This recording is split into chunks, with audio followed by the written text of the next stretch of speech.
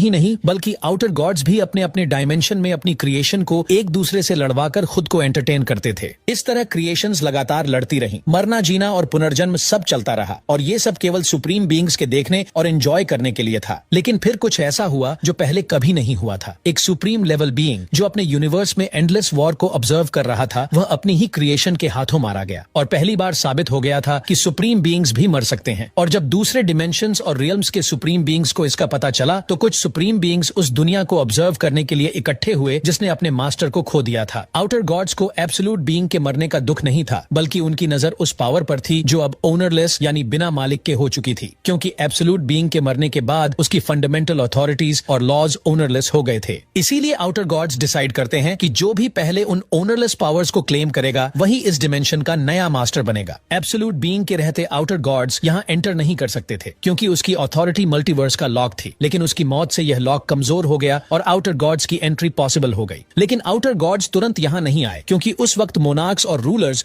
दोनों बहुत पावरफुल थे। यहाँ सीधे घुसना मतलब उनसे टकराना था। इसीलिए आउटर गॉड्स इंतजार करते रहे। लेकिन जैसे जैसे मोनार्क्स खत्म होते गए, रूलर्स कमजोर होते गए और अंत में जिन्वू अकेला सुप्रीम बचा। तब मल्टीवर्स उनके लिए सॉफ्ट टारगेट बन गया। अब जानते हैं कि एब्सोल्यूट बीइंग की असली पावर्स कहाँ हैं और आउटर गॉड्स का टारगेट क्या है। रूलर्स के पास एब्सोल्यूट बीइंग की होली और क्रिएशन अथॉरिटी की पावर्स है। ये पावर्स बड़ी हैं और स्ट्रॉन्ग इफेक्ट रखती है।